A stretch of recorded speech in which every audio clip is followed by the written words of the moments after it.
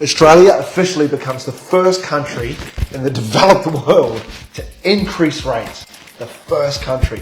Why? Because inflation is higher in Australia than the other developed countries. That's right, inflation is higher than everywhere else. So what that means is cost of living is taking an absolute bloodbath, right? So everyone's struggling out there, costs are higher, so the RBA has increased the rates. So here's what that actually means. Rates are now at 3.85%. Well, what does that mean for property owners? Well, your mortgage is going to go up.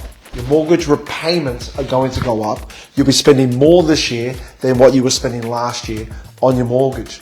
However, what it means for the property market is property prices will still increase in 2026. We're looking at a 6 to 8% growth across Australia's property markets for the year of 2026.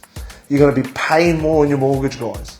My expectation is this will be the only increase, right? The RBA will want to sit back and they'll want to watch the data. Now, what should happen is this should work its way through the system and we should see another interest rate drop later in the year. But this is a big one. That's above the expectations. It's above forecasts. But more importantly, it's above the RBA's target. Underlying inflation is at 3.3%. And what the RBA really wants to get ahead of is making sure that inflation starts to fall again and it doesn't start to creep up over the near term.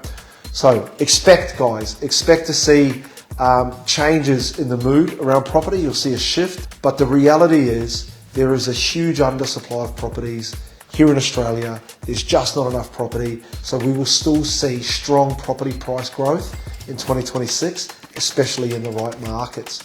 Interest rates will increase across the board. So expect to pay more for your mortgages, guys, right across your portfolio. So sharpen your pencils. Make sure you keep an eye on this. This is the first one. Let's hope it's the last one.